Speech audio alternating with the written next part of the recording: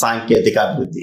ఏంటి ఇక్కడ భారతదేశంలో త్వరితగతిన పారిశ్రామికరణ కార్యక్రమం ఎక్కువ మంది నిర్వాహకులకు సాంకేతిక నిపుణులకు డిమాండ్ సృష్టిస్తుందని ఈ యొక్క పారిశ్రామిక విధానం పేర్కొంది.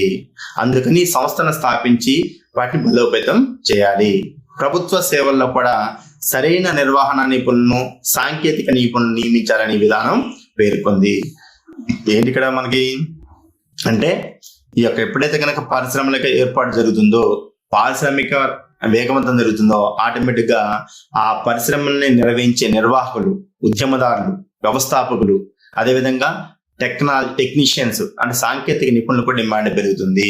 ఎందుకంటే పరిశ్రమలు పెరిగితే ఆ యొక్క పరిశ్రమలని నిర్వాహకులకి టెక్నీషియన్ అంటే సాంకేతిక నిపుణులకి మరి డిమాండ్ పెరుగుతుంది. కాబట్టి ఏం చేయాలి, మనం ఈ యొక్క పారిశ్రామిక సంస్థలను కనుక స్థాపించినట్టయితే మనం ఈ యొక్క నైపుణ్యం కలిగిన నిపుణులను, అదేవిధంగా సాంకేతిక విజ్ఞానాన్ని మనం పరిశ్రమలో ఏర్పాటు చేసుకొని అభివృద్ధి చేసుకోవాలని చెప్పేసి ఒక ఈ అంశంగా తీసుకుంది అనమాట ఇందులో. కాబట్టి ఇక్కడ ఏమైంది, మన దేశంలో ఖాళీగా ఉన్న నిపుణులు ఏదైతే ఉన్నారు, నిర్వాహకులు, నైపుణ్యం కలిగిన నిర్వాహకులు, సాంకేతిక నిపుణులు కూడా డిమాండ్ పెరుగుతుంది, వాళ్ళకు కూడా ఉపాధి అవకాశాలు సృష్టించగలుగుతుందని చెప్పేసి ఇది తెలియజేసింది. సో ఇదొక అంశము. దీని తర్వాత శ్రామికులకు ప్రోత్సాహకాలు. ఏంటి శ్రామికుల కంటే ఈ విధానము శ్రామికుల పని సేవల పరిస్థితులను అభివృద్ధి చేయడానికి తగిన ప్రోత్సాహకాలు కల్పించింది.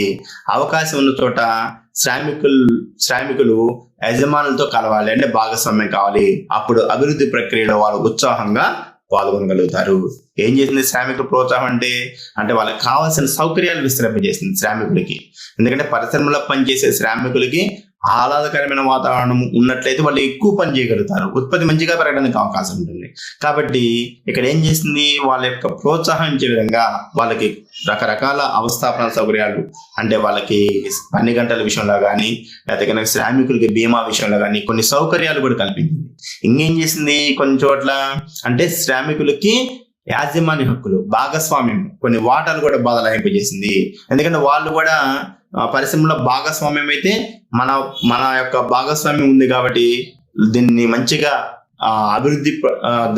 అభివృద్ధి ప్రక్రియలో తీసుకెళ్ళినట్టయితే వచ్చే లాభాలు మనం కూడా పొందవచ్చని ఉద్దేశంతో వాళ్ళు ఇంకొద్దిగా ఇంట్రెస్ట్గా, ఇంకొద్దిగా ఆసక్తిగా పని చేయగలుగుతారు. దాని ద్వారా పరిశ్రమల అభివృద్ధి అనేది జరుగుతుంది. సో కాబట్టి వాళ్ళు కూడా అభివృద్ధి ప్రక్రియలో భాగస్వామ్యం చేస్తే ఇంకా పారిశ్రామికరణ అనేది వేగవంతం జరుగుతుందని ఈ యొక్క 1956 పారిశ్రామిక విధానం భావించి శ్రామికులు కూడా ప్రోత్సాహకాలతో పాటు కొన్ని రాయితీలతో పాటు వాళ్ళకి భాగస్వామ్యం హక్కు కూడా యాజమాన్య కొంత వాటాలు కూడా బదలాయించడం అనేది జరిగింది ఈ యొక్క 1956 పారిశ్రామిక విధానము. సో ఏదైనప్పటికీ కూడా ఈ తీర్మానం ప్రభుత్వ రంగాన్ని ఎక్కువగా విస్తరించింది. ఎందుకంటే మనం చెప్పుకున్నాం, ఏ జాబితాలో 17% ప్రభుత్వ రంగ యాజమాన్యం కింద ఉన్నాయి, దాదాపుగా బి జాబితాలో 12 రకాల పరిశ్రమలు, మెయిన్ ముఖ్యమైనవి, మౌలికమైనవి, భారీ అవి కూడా ప్రభుత్వ రంగం ఉన్నాయి, మిగతా మాత్రమే ప్రైవేట్ రంగానికి అప్పగించింది. అదేవిధంగా ఈ యొక్క పారిశ్రామిక ప్రకటించేటప్పుడే సామ్యవాది రీతి సమాజ స్థాపన ధ్యేయంగా చేసింది. అంటే సామ్యవాది రీతి సమాజ స్థాపనలో ప్రభుత్వం యొక్క పాత్ర ప్రధానంగా ఉంటుంది. కాబట్టి ఈ తీర్మానం ఏమైనప్పటికీ ప్రభుత్వ రంగాన్ని విస్తరించడం వల్ల ప్రైవేటు రంగంలో కార్యకలాపాలు బాగా తగ్గిపోయాయని దీని మీద కొంత విమర్శ రావడం జరిగింది.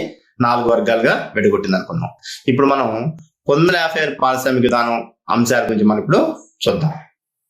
సో 1948 తర్వాత మనకి రెండవ పారిశ్రామిక విధానాన్ని 1956లో ప్రకటించడం జరిగింది. సో ఇది మనం ఈ 1956 ఈ యొక్క పారిశ్రామిక విధానాన్ని ఏర్పాటు చేయే నాటికి మన దేశంలో రెండవ పంచవర్ష ప్రణాళిక కూడా స్టార్ట్ అయింది. అంటే రెండవ పంచవర్ష ప్రణాళికలో మనం పారిశ్రామిక రంగానికి ప్రాధాన్యత ఇవ్వడం జరిగింది అనమాట. సో కాబట్టి ఆ రెండవ పంచవర్ష ప్రణాళికలో పారిశ్రామిక అభివృద్ధికి ప్రాధాన్యత ఇస్తూ ప్రభుత్వ భాగస్వామ్యంతో కూడిన ఉక్కు సంస్థలు, ఉత్పాదక వస్తువులు, మరి అలాంటి పరిశ్రమలు అనేక భారీ పరిశ్రమలు స్థాపించారు ఈ రెండవ పంచవర్ష ప్రణాళికలో. సో కాబట్టి ఇంకా ప్రైవేటు వ్యక్తుల ఆధీనంలో ఆర్థిక శక్తి కేంద్రీకరణ లేకుండా చేసేందుకు గాను ప్రభుత్వ రంగంలో పారిశ్రామిక కార్యకలాపాలను పెంచే ఆర్థిక విధాన లక్ష్యంతో మనకి డిసెంబర్ 1954లో మన దేశము సామ్యవాద తరహా సమాజాన్ని ఏర్పాటు చేయాలని చెప్పేసి భావించారు. దానికి పార్లమెంట్ కూడా అనుమతి ఇచ్చింది. సామ్యవాద తరహా అంటే ప్రభుత్వం ప్రాధాన్యత ఎక్కువ ఉండేటట్టుగా. సో ఈ పరిణామాలను దృష్టిలో పెట్టుకుని మనం ఈ యొక్క నూతన పారిశ్రామిక విధానము అంటే రెండవ పారిశ్రామిక విధానం ఏదైతే ఉందో దాన్ని మనం ఏప్రిల్ 30, 1956లో ప్రకటించడం జరిగింది. ఓకేనా. అంటే ఇక్కడ మనం ఈ రెండవ పంచవర్ష ప్రణాళిక స్టార్ట్ కాలంలో పారిశ్రామిక రంగ అభివృద్ధికి ప్రాధాన్యత ఇచ్చినాం. ఇదే పారిశ్రామిక విధానంలో కూడా ఏం చేసినాం అంటే దానికి అనుగుణంగా ఈ యొక్క పారిశ్రామిక విధానాన్ని మనం ప్రకటించడం జరిగింది.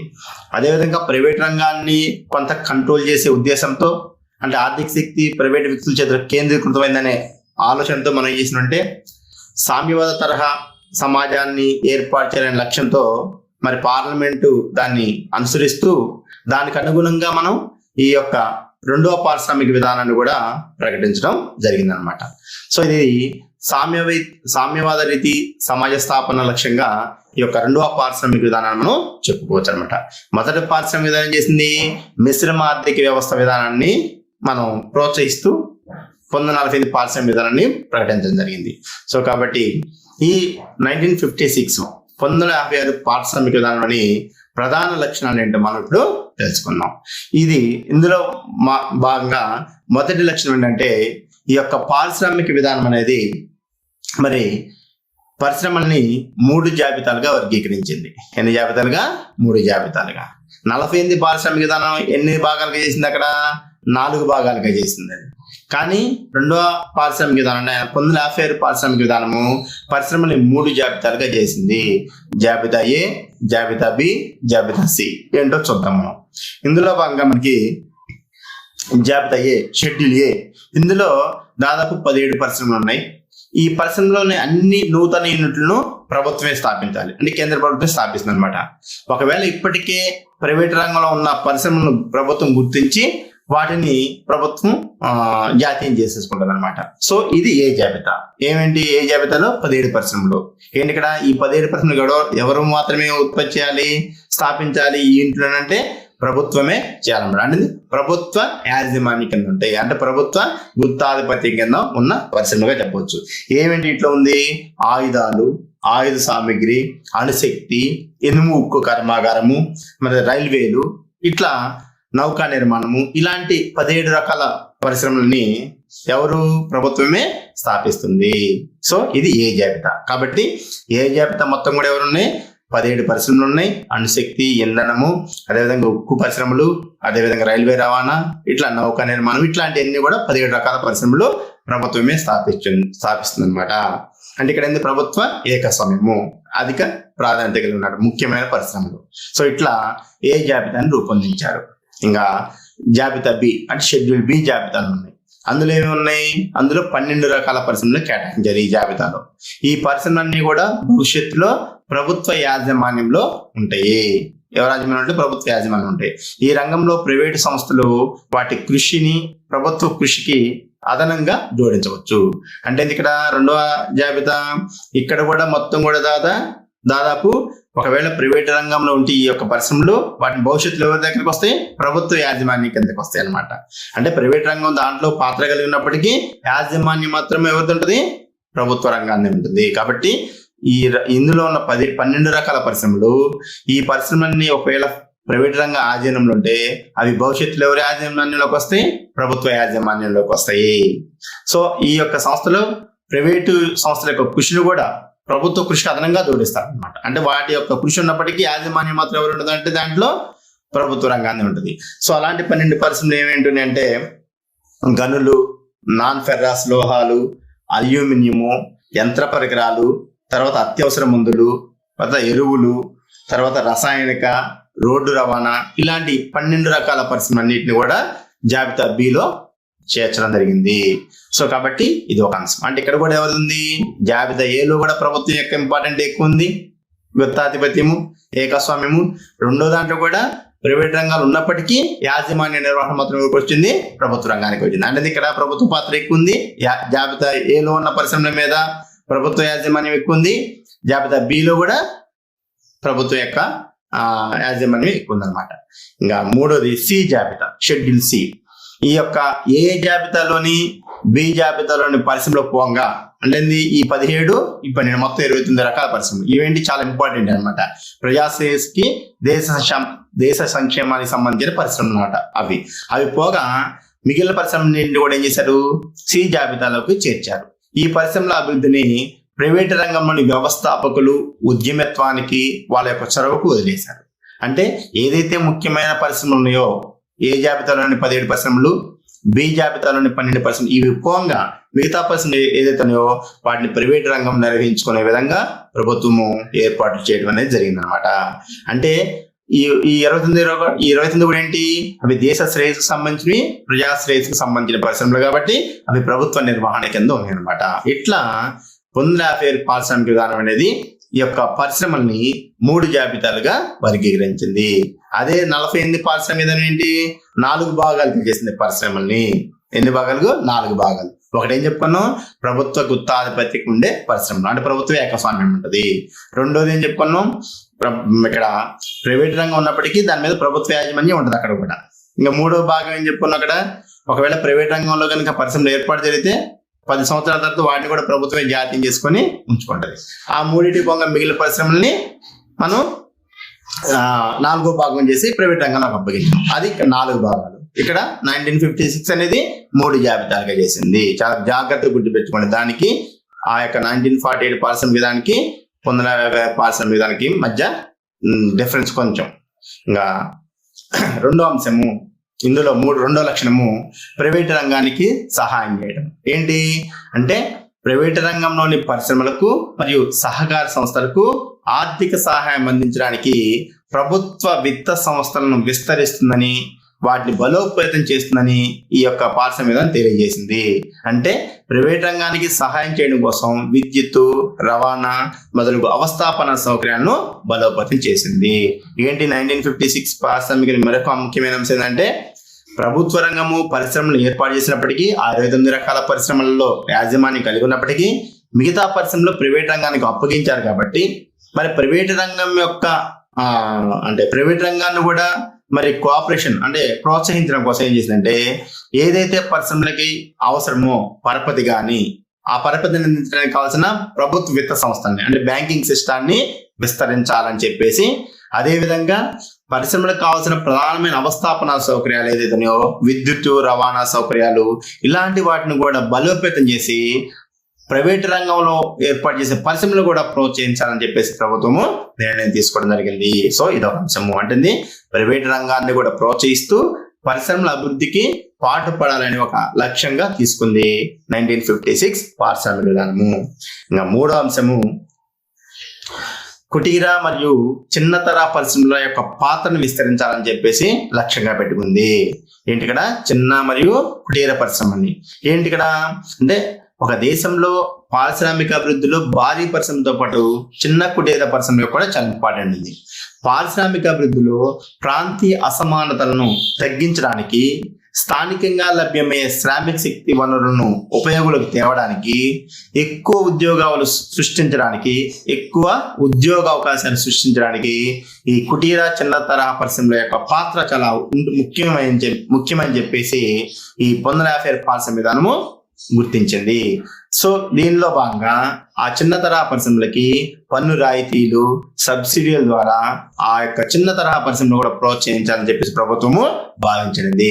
ఏంటి ఇక్కడ మూడో అంశం ప్రధానంగా అంటే ఈ యొక్క ప్రాంతీయ అసమానతను తగ్గించాలంటే, ప్రాంతీయ అసమానత అన్ని ప్రాంతాలు సమానంగా అభివృద్ధి చేయాలంటే మరి భారీ పరిశ్రమలు ఏర్పాటు చేయాలంటే దానికి చాలా రకాల అవస్థాపన సౌకర్యాలు అవసరం. అవి మూలధన సాంద్రతతో కూడి ఉంటాయి. కానీ చిన్న కుటీర పరిశ్రమ ఏంటి ఎక్కువ శాతం శ్రమ సాంద్రత కలిగి ఉంటాయి. అంటే శ్రామికులు ఎక్కువ ఉపయోగించే విధంగా ఉంటాయి అనమాట. అదేవిధంగా స్థానికంగా లభ్యమయ్యే ముడి పదార్థాలతోనే ఆ యొక్క చిన్న తరహా పరిశ్రమని మనం ఏర్పాటు చేయొచ్చు.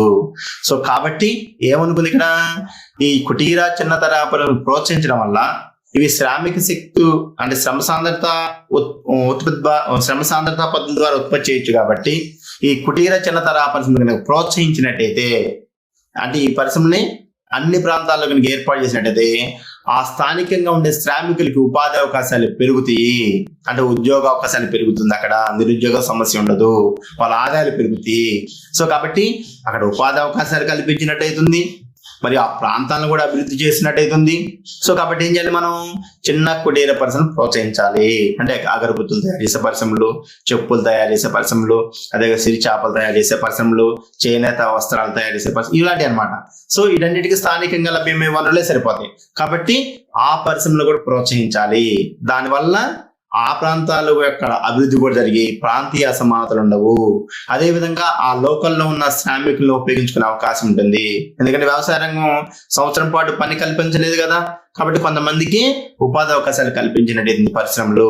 కాబట్టి వీటిని ప్రోత్సహించాలి. మరి వాటిని ప్రోత్సహించాలని చేయాలి, ఆ యొక్క సంస్థలు ఏర్పాటు చేసే వ్యవస్థాపకులకి, నిర్వాహకులకి అంటే పన్ను రాయితీలు, సబ్సిడీల ద్వారా మద్దతుని కనుక ప్రకటించినట్టయితే ఆ పరిశ్రమలు ఏర్పాటు జరిగి మరి అభివృద్ధి జరగడానికి ఆ ప్రాంతాలు అవకాశం ఉంటుందని చెప్పేసి ఈ యొక్క 1956 పారిశ్రామిక విధానం అనేది నిర్ణయం తీసుకోవడం జరిగింది. కాబట్టి ఒక దేశ అభివృద్ధిలో చిన్న కుటీర పరిశ్రమల యొక్క పాత్రను కూడా గుర్తించింది ఈ యొక్క పారిశ్రామిక విధానము. ఇంకా 4వ అంశము, వివిధ ప్రాంతాల మధ్య సంతులిత పారిశ్రామిక అభివృద్ధి సాధించడము. ఏంటి ఇక్కడ అంటే ప్రాంతీయ అసమానత లేకుండా చేయడము, అన్ని ప్రాంతాలు సమానంగా అభివృద్ధి చేయడము. సంతులిత అంటే అన్ని ప్రాంతాలు సమానంగా అభివృద్ధి చేయడము. పారిశ్రామికంగా వెనుకబడిన ప్రాంతాలకు అభివృద్ధి అవకాశాన్ని అందుబాటులోకి తీసుకురావచ్చని ఈ విధానాన్ని తెలియజేసింది. ఏంటి, వెనుకబడిన ప్రాంతాలను కూడా అభివృద్ధిలోకి తీసుకురావాలి. వెనుకబడిన ప్రాంతాల్లో ఎక్కువగా ప్రభుత్వ రంగ పరిశ్రమలను స్థాపించడంతో పాటు పన్ను రాయితీలు, సబ్సిడీ వంటి ప్రోత్సాహకాలను వెనుకబడిన ప్రాంతాల్లో పరిశ్రమలు స్థాపించే వ్యవస్థాపకులకు ప్రభుత్వం ప్రకటించింది. ఏంటి ఇక్కడ, ప్రైవేట్ రంగం కూడా పరిశ్రమలు ఏర్పాటు చేసుకోవచ్చు అని చెప్పుకున్నాం మనం. కానీ ప్రైవేట్ రంగం యొక్క ముఖ్య ఉద్దేశం ఎటువంటిది, గరిష్ట లాభాన్ని ఉంటుంది. కాబట్టి వాళ్ళు వెనుకబడిన ప్రాంతాల్లో పరిశ్రమలు స్థాపిస్తారా? స్థాపించరు. వాళ్ళు ఎక్కడైతే లాభాలు వస్తాయో అక్కడ స్థాపిస్తారు. కానీ ప్రభుత్వం ఏంటి, ప్రజా సంక్షేమం ముఖ్య ఉద్దేశంగా ఉంటది, ప్రజా శ్రేయస్సు ముఖ్య ఉద్దేశంగా ఉంటది. కాబట్టి ఏం చేసింది, ప్రాంతాల మధ్య అసమానత తొలగించాలంటే వెనుకబడిన ప్రాంతాల్లో కూడా పరిశ్రమలు ఏర్పాటు జరగాలి. అప్పుడు అక్కడ వ్యవస్థాపన సౌకర్యాలు పెరుగుతాయి, ఉపాధి అవకాశాలు పెరుగుతాయి, ఆ ప్రాంతాల్లో అభివృద్ధి చెందుతాయి, ఉద్యోగ అవకాశాలు పెరిగి నిరుద్యోగ సమస్య ఉండదు, పేదరికం ఉండదు. సో ఇట్లా గుర్తించింది. సో కాబట్టి మరి వెనుకబడిన ప్రాంతాల్లో ప్రభుత్వ రంగ సంస్థను స్థాపించాలంటే ఏం చేయాలి మరి అంటే, అక్కడ ఎవరైనా ఆ ప్రభుత్వ రంగము ఆ వెనుకబడిన ప్రాంతాల్లో పరిశ్రమలు ఏర్పాటు చేయడంతో పాటు ఏదైనా సరే ప్రైవేట్ రంగం వాళ్ళు కూడా వెనుకబడిన ప్రాంతాల్లో పరిశ్రమల ఏర్పాటుకు ముందుకు వస్తే వాళ్ళకి అక్కడ ట్యాక్స్ సిస్టంలో అంటే పన్ను సిస్టంలో రాయితీలు, అంటే సిటీలో కనుక 10% ఉంటే పన్ను రేటు ఆ ఉత్పత్తుల మీద, ఇక్కడ వెనుకబడిన ప్రాంతాల్లో ఉత్పత్తి 5% అనమాట తగ్గించడం అన్నమాట రాయితీ అంటే. అదేవిధంగా సబ్సిడీలు ఇవ్వడం. సబ్సిడీ అంటే ఏంది, మార్కెట్ ధర కంటే తక్కువ ధరకు అందించడం. అంటే యంత్రాలు కానీ, యంత్ర పరికరాలు కానీ, లేకపోతే కనుక వాటికి కావాల్సిన పరపతి కానీ, ఇట్లాంటివి అనమాట.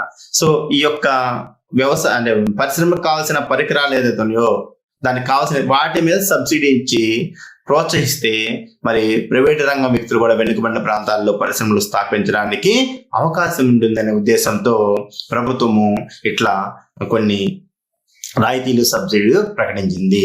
దీనిలో భాగంగా వెనుకబడిన ప్రాంతాల్లో కూడా పరిశ్రమలు ఏర్పాటు జరిగి అన్ని ప్రాంతాలు కూడా సమాన అభివృద్ధి జరిగే అవకాశం ఉంటుందని చెప్పేసి ఈ యొక్క 1956 పారిశ్రామిక విధానము నిర్ణయం తీసుకుందనమాట. ఇదొకటి. ఇంకా 5వ అంశము, విదేశీ మూలధనం పాత్ర. ఏంటి విదేశీ మూలధనం అంటే, మనం చెప్పుకున్నాం మన భారతదేశంలో మరి నిరుద్యోగ సమస్య ఉంది, ప్రజలకు ఆదాయాలు తక్కువ ఉన్నాయి, పొదుపు రేటు తక్కువ ఉంది, కాబట్టి మూలధనం కూడా తక్కువ ఉంది. కానీ మన దేశంలో మూలధన సామర్థ్యం తక్కువ ఉంది, కాబట్టి మనం మూలధనం కావాలంటే ఏం చేయాలి, మనం ఇతర దేశాల నుంచి మూలధనాన్ని సేకరించాలి.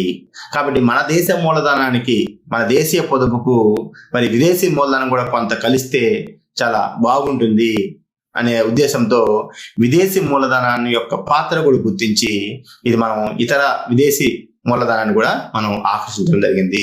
కాబట్టి దేశీయ పొదుపుకు విదేశీ మూలధనం మద్దతుగా ఉంటుంది అనేది ఆలోచించి ఇది పెట్టుబడి కోసము అధిక వనరులను సమకూరుస్తూ విదేశీ వ్యాపార చెల్లింపుల శేషంపై ఒత్తిడిని తగ్గిస్తుంది.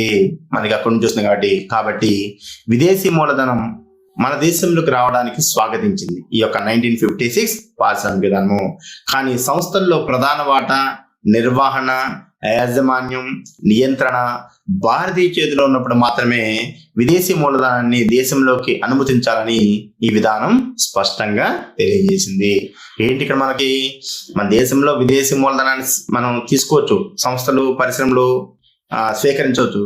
కానీ ఏం చేయాలి అంటే విదేశీ మూలధనం అనేది మన దేశ పరిశ్రమలోకి వచ్చేటప్పుడు వాళ్ళ యొక్క పాత్ర, వాళ్ళ యొక్క యాజమాన్యం, వాళ్ళ యొక్క నిర్వహణ ఎక్కువ ఉండకూడదు. మన భారతదేశ పారిశ్రామికవేత్తల ప్రభుత్వం యొక్క పాత్ర ఎక్కువ ఉండాలి, నిర్వహణ ఎక్కువ ఉండాలని చెప్పేసి అట్లా ఉన్న సంస్థలో మాత్రమే విదేశీ పెట్టుబడిని ఆహ్వానించాలని చెప్పేసి ఈ యొక్క నిర్ణయం తీసుకుంది. ఎందుకంటే మన దేశ పరిశ్రమల యొక్క వాటాలు మూలధనం కంటే విదేశీయుల లేదా విదేశీ మూలధనం యొక్క వాటా మరియు యాజమాన్యం ఎక్కువ ఉందనుకోండి, వాళ్ళ చేతిలో పోతాయి పరిశ్రమలన్నీ కూడా. కాబట్టి లాభాల మొత్తం కూడా ఇతర దేశాలకు పోయే అవకాశం ఉంటుంది. కాబట్టి ఏం చేసిందంటే ప్రభుత్వం ఇక్కడ ఈ యొక్క పారిశ్రామిక విధానంలో విదేశీ మూలధనాన్ని మనం స్వీకరించవచ్చు, కానీ ఎట్లుండాలి, మన యొక్క వాటాల కంటే మూలధనం కంటే దాని యొక్క శాతం తక్కువ ఉండాలి. అప్పుడు ఆ యాజమాన్యం ఎవరికి ఉంటుంది, ఎవరికైతే వాటాలు ఎక్కువ ఉంటే వాళ్ళకి యాజమాన్యం ఎక్కువ ఉంటుంది. కాబట్టి మన దేశంలో వ్యవస్థాపకుల యొక్క వాటాలు, ప్రభుత్వం యొక్క వాటాలు ఎక్కువ ఉండే విధంగా చూసుకోవాలని చెప్పేసి ఈ యొక్క పారిశ్రామిక విధానము నిర్ణయం తీసుకుంది. సో దీనివల్ల ఏమైందంటే విదేశీ వ్యాపార చెల్లింపుల శేషంపై ఒత్తిడి తగ్గుతుంది. ఎందుకంటే మన ఇతర దేశాలకి మనం ఇవ్వాల్సిన విదేశీ మారక ద్రవ్యం అనేది మనకి ఇప్పుడు వస్తుంది కాబట్టి కొంత ఒత్తిడి తగ్గే అవకాశం ఉంటుంది. అంటే మనం చెల్లించే చెల్లింపులు తక్కువైపోతాయి అన్నమాట. సో కాబట్టి ఇట్లా ఒక దేశంలో పారిశ్రామిక రంగం అభివృద్ధి జరగాలంటే మరి మన దేశ మూలధనంతో పాటు విదేశీ మూలధనం కూడా అవసరము అని భావించి మన దేశంలో మన పరిశ్రమల్లో మన యొక్క వాటాల కంటే దాని వాటాలు తక్కువ ఉండే విదేశీ మూలధన లేదా విదేశీ ఉద్యమదారుల యొక్క వాటా తక్కువ ఉండే విధంగా విదేశీ మూలధనాన్ని మనం స్వీకరించవచ్చు అని చెప్పేసి ఈ యొక్క పారిశ్రామిక విధానము ప్రకటించడం జరిగింది. సో ఇది ఒక అంశము. దీని తర్వాత మనకి 6వ అంశము నిర్వహణ మరియు సాంకేతిక అభివృద్ధి. ఏంటి ఇక్కడ భారతదేశంలో త్వరితగతిన పారిశ్రామికరణ కార్యక్రమం ఎక్కువ మంది నిర్వాహకులకు, సాంకేతిక నిపుణులకు డిమాండ్ సృష్టిస్తుందని ఈ యొక్క పారిశ్రామిక విధానం పేర్కొంది. అందుకని సంస్థను స్థాపించి వాటిని బలోపేతం చేయాలి. ప్రభుత్వ సేవల్లో కూడా సరైన నిర్వహణ నిపుణులను, సాంకేతిక నిపుణులను నియమించాలని విధానం పేర్కొంది. ఏంటి ఇక్కడ మనకి అంటే ఈ యొక్క ఎప్పుడైతే కనుక పరిశ్రమలకు ఏర్పాటు జరుగుతుందో, పారిశ్రామిక వేగవంతం జరుగుతుందో ఆటోమేటిక్ గా ఆ పరిశ్రమల్ని నిర్వహించే నిర్వాహకులు, ఉద్యమదారులు, వ్యవస్థాపకులు, అదేవిధంగా టెక్నీషియన్స్ అంటే సాంకేతిక నిపుణులు కూడా డిమాండ్ పెరుగుతుంది. ఎందుకంటే పరిశ్రమలు పెరిగితే ఆ యొక్క పరిశ్రమలని నిర్వాహకులకి, టెక్నీషియన్ అంటే సాంకేతిక నిపుణులకి మరి డిమాండ్ పెరుగుతుంది. కాబట్టి ఏం చేయాలి, మనం ఈ యొక్క పారిశ్రామిక సంస్థలను కనుక స్థాపించినట్టయితే మనం ఈ యొక్క నైపుణ్యం కలిగిన నిపుణులను, అదేవిధంగా సాంకేతిక విజ్ఞానాన్ని మనం పరిశ్రమలో ఏర్పాటు చేసుకొని అభివృద్ధి చేసుకోవాలని చెప్పేసి ఒక ఈ అంశంగా తీసుకుందనమాట ఇందులో. కాబట్టి ఇక్కడ ఏమైతుంది, మన దేశంలో ఖాళీగా ఉన్న నిపుణులు ఏదైతే ఉన్నారు, నిర్వాహకులు, నైపుణ్యం కలిగిన నిర్వాహకులు, సాంకేతిక నిపుణులు కూడా డిమాండ్ పెరుగుతుంది, వాళ్ళకు కూడా ఉపాధి అవకాశాలు సృష్టించగలుగుతామని చెప్పేసి ఇది తెలియజేసింది. సో ఇది ఒక అంశము. దీని తర్వాత శ్రామికులకు ప్రోత్సాహకాలు. ఏంటి శ్రామికుల కంటే ఈ విధానము శ్రామికుల పని, సేవల పరిస్థితులను అభివృద్ధి చేయడానికి తగిన ప్రోత్సాహకాలు కల్పించింది. అవకాశం ఉన్న చోట శ్రామికులు యజమానులతో కలవాలి, అంటే భాగస్వామ్యం కావాలి. అప్పుడు అభివృద్ధి ప్రక్రియలో వాళ్ళు ఉత్సాహంగా పాల్గొనగలుగుతారు. ఏం చేసింది శ్రామికుల ప్రోత్సాహం అంటే వాళ్ళకి కావాల్సిన సౌకర్యాలు విస్తరింపజేసింది శ్రామికులకి. ఎందుకంటే పరిశ్రమలో పనిచేసే శ్రామికులకి ఆహ్లాదకరమైన వాతావరణం ఉన్నట్లయితే వాళ్ళు ఎక్కువ పని చేయగలుగుతారు, ఉత్పత్తి మంచిగా పెరగడానికి అవకాశం ఉంటుంది. కాబట్టి ఇక్కడ ఏం చేసింది, వాళ్ళ యొక్క ప్రోత్సహించే విధంగా వాళ్ళకి రకరకాల అవస్థాపన సౌకర్యాలు, అంటే వాళ్ళకి పని గంటల విషయంలో కానీ లేకపోతే కనుక శ్రామికులకి బీమా విషయంలో కానీ కొన్ని సౌకర్యాలు కూడా కల్పించింది. ఇంకేం చేసింది, కొన్ని చోట్ల అంటే శ్రామికులకి యాజమాన్య హక్కులు, భాగస్వామ్యం, కొన్ని వాటాలు కూడా బదలాయింపజేసింది. ఎందుకంటే వాళ్ళు కూడా పరిశ్రమలో భాగస్వామ్యం అయితే మన యొక్క భాగస్వామ్యం ఉంది కాబట్టి దీన్ని మంచిగా అభివృద్ధి ప్రక్రియలో తీసుకెళ్ళినట్టయితే వచ్చే లాభాలు మనం కూడా పొందవచ్చు అనే ఉద్దేశంతో వాళ్ళు ఇంకొద్దిగా ఇంట్రెస్ట్ గా ఇంకొద్దిగా ఆసక్తిగా పని చేయగలుగుతారు. దాని ద్వారా పరిశ్రమల అభివృద్ధి అనేది జరుగుతుంది. సో కాబట్టి వాళ్ళు కూడా అభివృద్ధి ప్రక్రియలో భాగస్వామ్యం చేస్తే ఇంకా పారిశ్రామికరణ అనేది వేగవంతం జరుగుతుందని ఈ యొక్క 1956 పారిశ్రామిక విధానం భావించి శ్రామికులు కూడా ప్రోత్సాహకాలతో పాటు కొన్ని రాయితీలతో పాటు వాళ్ళకి భాగస్వామ్య హక్కు కూడా యాజమాన్య కొంత వాటాలు కూడా బదలాయించడం అనేది జరిగింది ఈ యొక్క 1956 పారిశ్రామిక విధానము. సో ఏదైనప్పటికీ కూడా ఈ తీర్మానం ప్రభుత్వ రంగాన్ని ఎక్కువగా విస్తరించింది. ఎందుకంటే మనం చెప్పుకున్న ఏ జాబితాలో 17% ప్రభుత్వ రంగ యాజమాన్యం కింద ఉన్నాయి, దాదాపుగా బి జాబితాలో 12 రకాల పరిశ్రమలు ముఖ్యమైనవి, మౌలికమైనవి, భారీ అవి కూడా ప్రభుత్వ రంగం ఉన్నాయి. మిగతా మాత్రమే ప్రైవేట్ రంగానికి అప్పగించింది. అదేవిధంగా ఈ యొక్క పారిశ్రామిక విధానం ప్రకటించేటప్పుడే సామ్యవాది రీతి సమాజ స్థాపన ధ్యేయంగా చేసింది. అంటే సామ్యవాద రీతి సమాజ స్థాపనలో ప్రభుత్వం యొక్క పాత్ర ప్రధానంగా ఉంటుంది. కాబట్టి ఈ తీర్మానం ఏమైనప్పటికీ ప్రభుత్వ రంగాన్ని విస్తరించడం వల్ల ప్రైవేటు రంగంలో కార్యకలాపాలు బాగా తగ్గిపోయాయని దీని మీద కొంత విమర్శ రావడం జరిగింది.